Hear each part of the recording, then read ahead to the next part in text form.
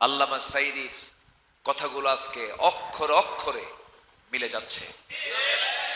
উনি বলেছিলেন আজ থেকে 20-22 বছর আগে বলেছিলেন যে গোড়ায় ঝাঁকি মারা হবে, মামুর বাড়ি দিল্লি গিয়ে পড়বা। দিল্লিতে যায় নাই? এমন একটি সময় আসবে যেদিন তোমরা পালানোর জন্য একটি ইঁদুরের গর্ত খুঁজে পাবা না। কলাপাতায় শুয়ে আছে। আল্লাহর যারা ওলি তাদের মুখ থেকে এই কথাগুলো বের করে দেন তিনি কে? 14 আগস্ট 2023 তাকে পরিকল্পিতভাবে হত্যা করা হলো হসপিটালে নিয়ে। আমরা স্পষ্ট ভাষায় জানিয়ে দিতে চাই, সেই বিতর্কিত চিকিৎসককে গ্রেফতার করে চূড়ান্ত শাস্তি নিশ্চিত করা হোক, আসল রহস্য উন্মোচন করা হোক। আমাদেরকে কথা বলতে দেয়নি 16 বছর। মঞ্চে আগুন ধরে দিয়েছে, মামলা করেছে, হামলা করেছে, হত্যা, খুন করেছে। আমরা নীরবে সহ্য করেছি। গোটা 18 কোটি মানুষ, এই দেশের 18 কোটি মানুষ ছিল মামলার আসামি, আর গোটা দেশটা ছিল হলো জেলখানা। স্বস্তির নিঃশ্বাস ফেলতে পারছি, বলি আলহামদুলিল্লাহ। কিন্তু এই অর্জন টিকে রাখার দরকার আছে না নাই? আসতে বলবেন না, আছে না নাই? আমার বন্ধুগণ, এই অর্জন টিকে রাখার জন্য, এই অর্জন কি অবশ্যই মজবুত করে রাখতে হবে, টিকে রাখতে হবে। টিকে রাখার জন্য আমার আপনার মূল লক্ষ্য হচ্ছে আমরা কখনো কোন সময়ের জন্য আল্লাহর পথ থেকে এক চুল পরিমাণ নড়ব না। ফাস্তাকিম কামা উমিরতা, আল্লাহ তাআলা যা আদেশ করেছেন তার উপর অবিচল থাকতে হবে, অটল থাকতে হবে। আল্লাহ রাব্বুল আলামিন সূরা নিসার 2টা আয়াতে জাহান্নামে যাওয়ার কারণ, জান্নাতে যাওয়ার কারণ আল্লাহ রাব্বুল আলামিন তুলে ধরেছেন। কিছু কাজ করলে বান্দা জান্নাত পেয়ে যাবে, কিছু কাজ করলে বান্দা জাহান্নাম পেয়ে যাবে। সে আয়াতের দিকে আস্তে আস্তে আমি চলে যাচ্ছি। আমাকে সময় দেওয়া যাবে তো? সময় দেওয়া যাবে? জোরে বলি ইনশাআল্লাহ। গতকালকে আমার প্রোগ্রাম ছিল পাবনাতে। সেই পাবনাতে আমি 11 বছর মাহফিল করার জন্য 11 বছর ঢুকতে পারিনি। 11 বছর যেতে দেয়নি আমার। গতকাল মাহফিলে গিয়েছিলাম। সেখানে 11 বছর পর একটা জনপদে গেলে যা হয়, সেখানেও চেষ্টা করেছি স্পষ্ট করে কোরআনের কথা বলার জন্য। সেই দিন গতকালকে দেখলাম, বললাম ভাই, যারা এই মাহফিলকে বন্ধ করে রেখেছিল তারা এখন কোথায়? কোথায় তারা? ফেরাউনের দাপট কম ছিল না। ফেরাউনকে পানিতে চুবায়ে মেরেছেন তিনি কে? নমরুদের দাপট কম ছিল না, তাকে ন্যাংরা মশাতে বিদায় করেছেন কে? আবু জেহেলের দাপট কম ছিল, আবু জেহেলকে একটা শিশুর হাতে দুনিয়া থেকে বিদায় করেছেন তিনি কে? সে আল্লাহ এখনো আছেন না নাই? আছেন না নাই? সব তিনি দেখছেন, অবলোকন করছেন। সম্মানিত ভাইরা, আমাদের মূল টার্গেট হলো কার সন্তুষ্ট অর্জন করা। আর সন্তুষ্ট অর্জন করার জন্য ইবাদত করার দরকার আছে না নাই? সেই ইবাদত হতে হবে কার পন্থায়? বলেন, কার নির্দেশনা অনুযায়ী? আল্লাহর পন্থা অবলম্বন করেই আমরা আল্লাহকে সন্তুষ্ট করতে চাই। তো আল্লাহ তাআলার এই ইবাদত যখন আমরা করতে যাব, সে ইবাদত কবুলের ক্ষেত্রে 10টা অন্তরায় আছে, 10টা অন্তরায়, 10টা বাধা আছে। এই 10টি বাধা কি, এই বিষয়ে আমি একটা একটা করে পয়েন্ট আউট করে বলার চেষ্টা করছি। ওমা তাওফীকি ইল্লা বিল্লাহ। এখন বলুন, ওয়াজ কি শেষ হলো না শুরু হলো? শুরু। কষ্ট হচ্ছে না তো আবার? আচ্ছা, বলি ইনশাআল্লাহ। সম্মানিত ভাইয়েরা,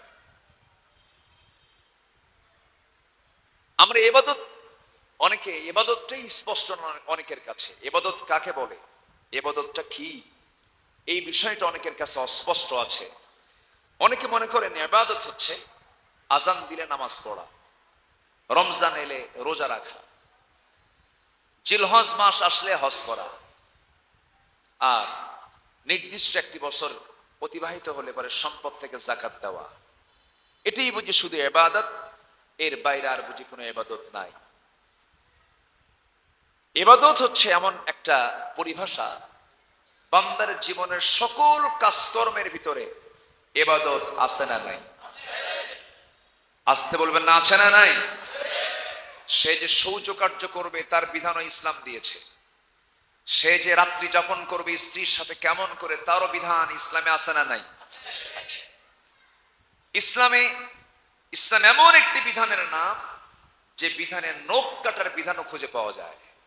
আপনি এই 10টা আঙ্গুলের কোন আঙ্গুল দিয়ে আপনি নখ কাটা শুরু করবেন, এটাও ইসলাম বলে দিয়েছে। তাহলে সেই ইসলামে মনে হয় বঙ্গভবন, গণভবন, সংসদ ভবন চলবে কেমনে, সচিবালয় চলবে কেমনে, তার বিধান মনে হয় বাদ পড়ছে। আসতে বলবেন না, আছে না নাই? যারা মনে করে কোরআন দিয়ে শুধু নামাজ চলবে, কোরআন দিয়ে শুধু মাদ্রাসা চলবে, কিন্তু কোরআন দিয়ে সংসদ চলতে পারে না, সচিবালয় চলতে পারে না, বঙ্গভবন চলতে পারে না, গণভবন চলতে পারে না, তাদের আবার নতুন করে ঈমান আনতে হবে। তাদের নতুন করে ঈমান আনতে হবে। তাদের ঈমান আনা এখনো হয় নাই। রাসূলকে খুব মহব্বত করে, খুব মহব্বত, ইয়া নবী সালাম আলাইকে, গরম গরম জিলাপি খুব মহব্বত করে। কিন্তু রাসূলকে মানতে চাই শুধু নামাজে, রাসূলকে মানতে চাই শুধু সুন্নায়, রাসূলকে মানতে চাই শুধু দাড়ি রাখায়, রাসূলকে মানতে চাই শুধু চুল রাখায়, রাসূলকে মানতে চাই শুধু কাইলুলার বেলায়, রাসূলকে মানতে চাই সুন্নতের নামাজে। কিন্তু রাষ্ট্র পরিচালনায়, সমাজ পরিচালনায়, দেশ পরিচালনায় রাসূলকে তারা মাইনাস রাখতে চায়। যারা ব্যক্তি জীবনে রাসূলকে মানতে রাজি, সমাজ জীবনে, রাষ্ট্র জীবনে রাসূলকে মানতে রাজি নয়, তারা নবীজির প্রকৃত উম্মত নয়, এরা ভণ্ড, এরা প্রতারক। রাসূলকে মানতে হবে এক জায়গায় না সব জায়গায়? এক জায়গায় না সব জায়গায়?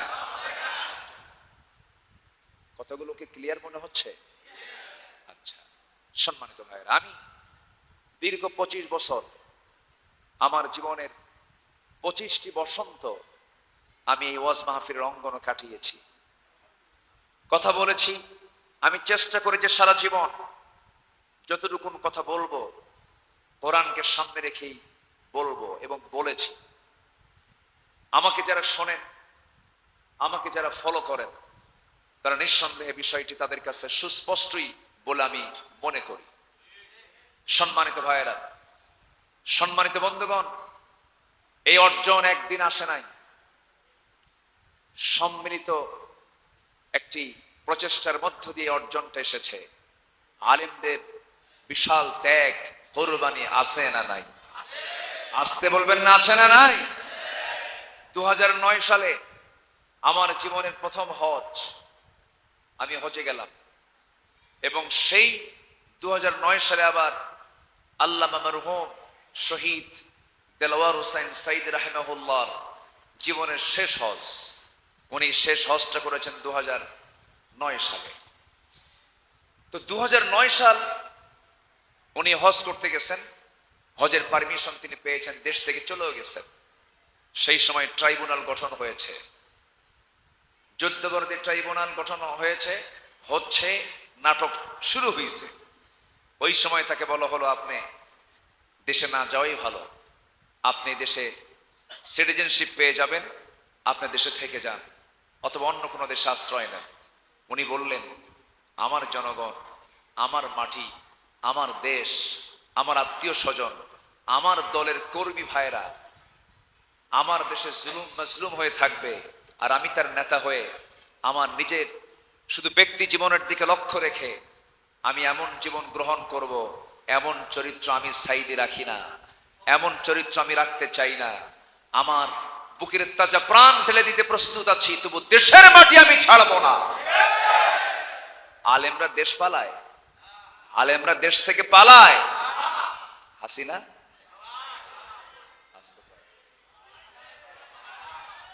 আছে না পালাইছে? সবাইকে নিয়ে না একা? কি দেখেন নেতা, কি নেতা, সবাইকে থুইয়া একা পালাইছে। আমার নবীজি তিনি যুদ্ধের ময়দানে সবচেয়ে কম মার খেয়েছেন, সবচেয়ে কম না সবচেয়ে বেশি? আমার নবীজি নেতৃত্ব দিয়েছেন পিছে থেকে না সামনে থেকে? নামাজেও সামনে, যুদ্ধের ময়দানেও। আর এমন নেতা একা একা কর্মী থুইয়া নাই। যে নেতার নেতৃত্বে এমন চুরির নেতৃত্ব, পাওয়ার নেতৃত্ব, সেই নেতৃত্বের মুখে আমরা জুতা মারি, থুতু মারি। আমরা এক নেতৃত্বের দিকে ফিরে যাব, তিনি হচ্ছেন মুহাম্মদুর রাসূলুল্লাহ।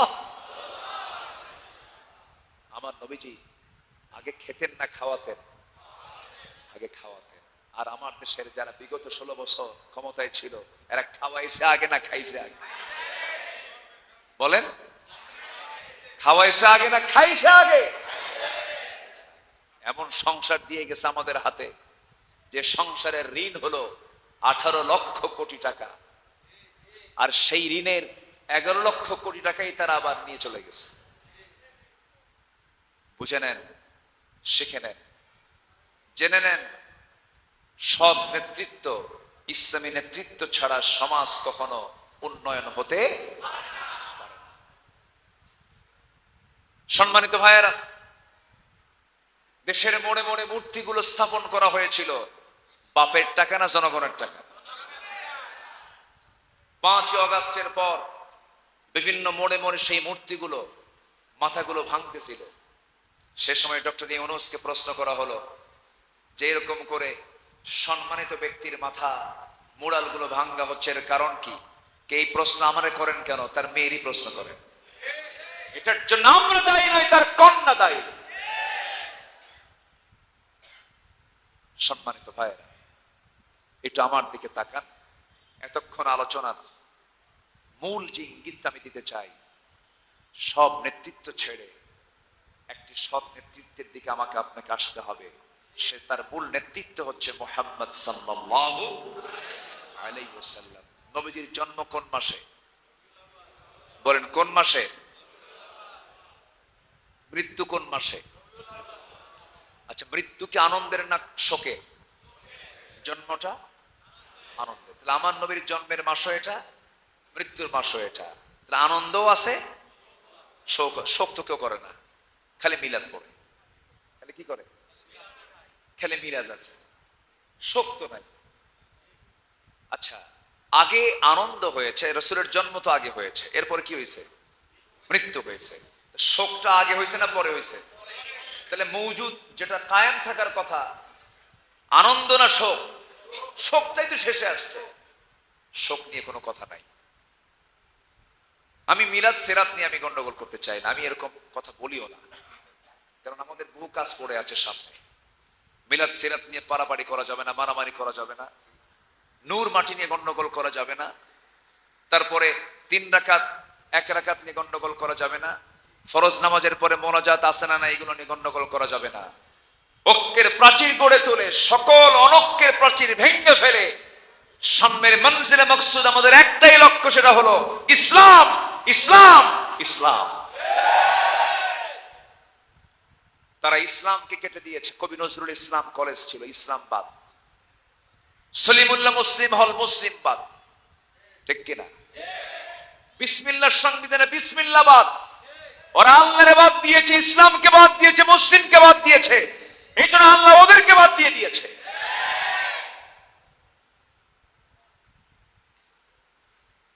সম্মানিত ভাইয়েরা, আমরা কি আল্লাহকে ছাড়তে পারবো? রাসূলকে ছাড়তে পারবো? উপায় আছে? উপায় নেই। দিন শেষে আমরা কার কাছে যাব? আল্লাহর কাছে যাব। আসো, সে আল্লাহর দাসত্ব সে আল্লাহর ইবাদত করতে গেলে 10টি অন্তরায় আছে, সে অন্তরায়গুলো আমরা জেনে নেই। এই অন্তরায় যেন আমাদের জীবনে না থাকে, তাহলে দোয়াগুলো ইবাদতগুলো কবুল করবেন তিনি কে? আল্লাহ রাব্বুল আলামিন 1 নম্বরে বান্দাকে বলছেন, বান্দা আমি তোর সকল ইবাদত কবুল করব, কিন্তু 1 নম্বর যে দোষাবলী, 1 নম্বর যে দোষ মুনাফিকি যার মধ্যে থাকবে, তার দোয়া আমি কখনো কবুল করব না। মুনাফিক তো আমার দেশে নাই, সাভারে নাই, সাভারে আছে, সাভারে মুনাফিক আছে।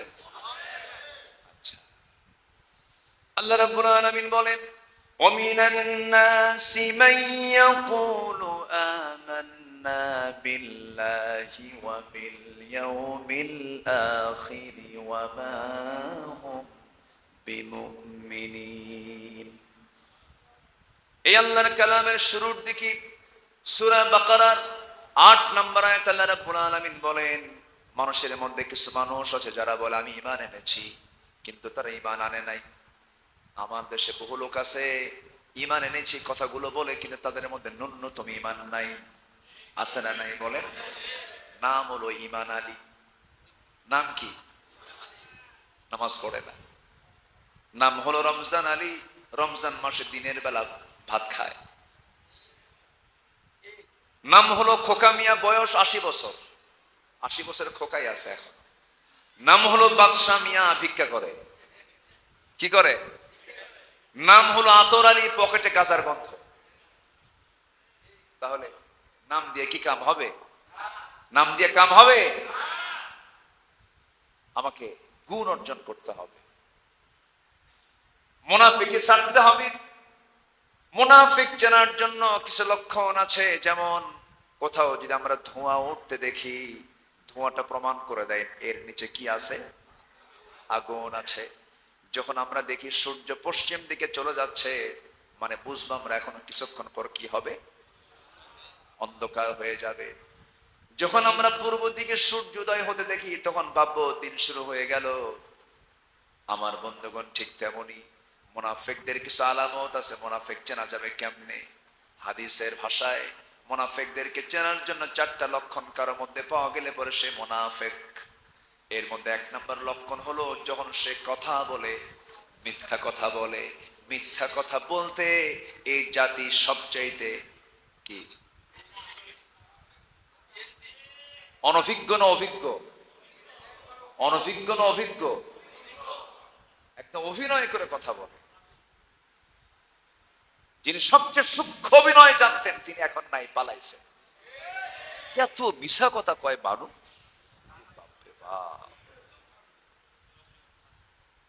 সম্মানিত ভাইয়েরা, যে রাজনীতি করতে গিয়ে মিথ্যা কথা বলতে হয়, যে রাজনীতির মূল পুঁজি হলো মিথ্যা কথা বলা, সেই রাজনীতির মুখে আমরা থুতু মারি, জুতা মারি। এত মিথ্যা কেন? পৃথিবীতে একজন দূরদর্শী রাজনীতিবিদ ছিলেন, যার জীবনে রাজনীতি করার জন্য একটা মিথ্যার আশ্রয় নিতে হয়নি। তিনি হচ্ছেন মুহাম্মদুর রাসূলুল্লাহ সাল্লাল্লাহু আলাইহি ওয়াসাল্লাম। তিনি কি মিথ্যা কথা বলেছেন কখনো? ইমানদার কি মিথ্যা কথা বলতে পারে? আমরা কেউ মিথ্যা কথা বলবো? বলবো। অনেক হাজি ব্যবসায়ী আছে, হজ করে আসছে, একটা পণ্য বিক্রি করতে নিয়ে কত মিথ্যা কথা বলে। ভাই, আমার এটা কেনাই নাই, পোষাবেই না, ঘন ঘন মিথ্যা কথা বলে। আছে না নাই বলেন তো? আমি কি দোয়া করে দেব? ওই 2-1 করে চলে যাচ্ছেন, না বলি চলে যাচ্ছেন। নামাজ শুরু হয়ে গেছে মসজিদে, 4 রাকাত নামাজ।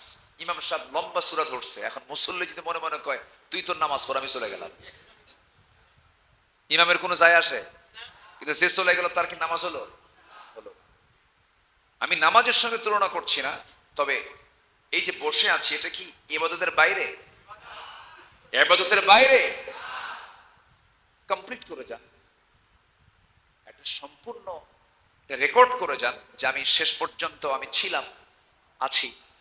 একটু থাকেন, একটু আমাকে সময় দেন, আমি যেন আলোচনার একটা প্রান্তে পৌঁছতে পারি। জোরে বলি ইনশাআল্লাহ। একটু বসেন আপনারা সবাই। এখানে বসলে লস প্রজেক্ট না লাভের প্রজেক্ট? বলেন। আমরা কি লস প্রজেক্টে আছি না লাভের প্রজেক্টে আছি? তো লাভ ছেড়ে আমরা যাব কেন? এখান থেকে বের হলেই কি পৃথিবীর মধ্যে সবচেয়ে শ্রেষ্ঠ জায়গা হলো মসজিদ। আল্লাহ কবুল করে নিয়েছেন, মাঠে না রেখে এই সদাগুলোকে আল্লাহ তাআলা পৃথিবীর শ্রেষ্ঠ জায়গায় আবার এখানে নিয়ে চলে আসছে। আমরা বড় ভাগ্যবান, বলি আলহামদুলিল্লাহ। নুরুল কোরআন মডেল মাদ্রাসায় আমি বসা ছিলাম। একটা মাদ্রাসা এখানে 2014 সাল এটা স্টার্ট হয়েছে, অদ্যাবধি চলছে। আমি এর উত্তরোত্তর সমৃদ্ধি কামনা করি। সামনে এই প্রতিষ্ঠান আরো এগিয়ে যাবে বৃহত্তর পরিসরে, আরো বড় একটি স্পেস নিয়ে তারা সামনে এগোবে। এতদিন এগোবে কেমনে? মাথায় টুপি, মুখে দাড়ি লাগালেই তো বিশাল সমস্যা হয়ে যেত, বিশাল বেকায়দা ছিল। সামনে আরো এগিয়ে যাবে। দ্বীনি শিক্ষার পাশাপাশি আধুনিক শিক্ষা, এটার দরকার আছে না নাই বলেন তো? মাদ্রাসায় পড়ে ঢাবিতে চান্স নেয়, মেডিকেলে চান্স পায়, বুয়েটে চান্স পায়, ইঞ্জিনিয়ারিং এ চান্স পায়, তাহলে মাদ্রাসার ভিত্তি যদি আপনার সন্তানের শিক্ষার মাধ্যম হয়, আপনার সন্তান যদি ইঞ্জিনিয়ার হয়, রডসোর হবে না। আপনার সন্তান মাদ্রাসায় পড়ে যদি মেডিকেলের ডাক্তার হয়, নরমাল অপারেশনে বাচ্চা ডেলিভারি হবে, সেই মহিলাকে এনে সিজার করে ডাকাতি করবে না, করবে? আমার দেশে আপনি কি দেখছেন কখনো যে একজন ডাক্তারের বইয়ের সিজার লাগে? ডাক্তারের বইয়ের কিন্তু সিজার লাগে না। এরপরে হুজুরের বাড়ি কি মিলাদ হয়? আসতে কয়